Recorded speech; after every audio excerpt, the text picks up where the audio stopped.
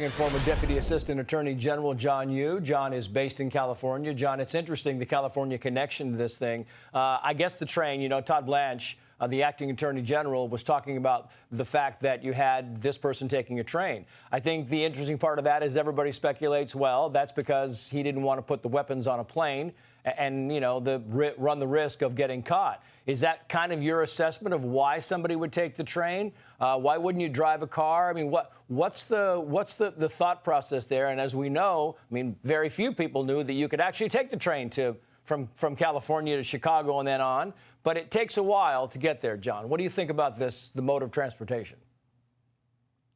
Yeah, good point, Trace. I think what he was trying to do was to stay under law enforcement radar. He wouldn't normally have come up, I think, on efforts by the Secret Service or the FBI to watch out for threats. I'm sure they're actually much more worried about threats from Iran or professionals. This guy, Trace, Torrance, California, I have relatives who live there. This is a pretty sleepy middle-class neighborhood. It's a very safe, average town. You wouldn't think there were radicals who are intent on assassinating cabinet officials or even the president living there. So then you take the train because there's not going to be metal detectors. There's no strict security like there is on airports. It would actually be the best way to get across country with guns. You could take a car. You could try to drive yourself, but then you might be fatigued. You might get in a car accident. Train actually makes a lot of sense from someone. And this guy, look, he went to Caltech. That is, as you know, Trace, the California version of MIT. Those are our best and brightest science and engineering students in the country. This guy is clearly a smart guy, and he planned this out with some amount of deliberation and planning. Yeah, and then he went on to Cal State Dominguez.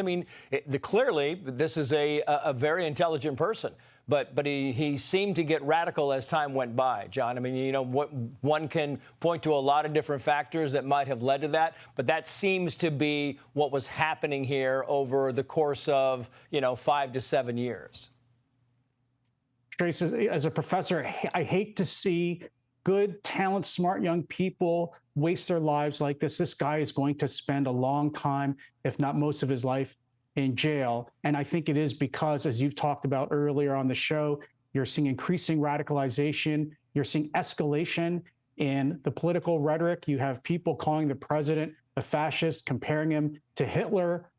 All this apocalyptic political discussion is clearly inspiring troubled people to try to kill our leaders. This is the third attempt to kill, maybe in this case, third attempt to try to kill President Trump in the last 3 years.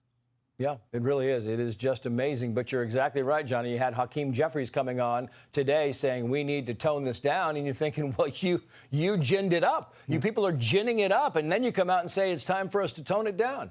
John Yoo, great to have you on the show as always. Thank you, sir. Be sure to like and subscribe for all the Fox News latest on YouTube and catch full shows streaming now on Fox One.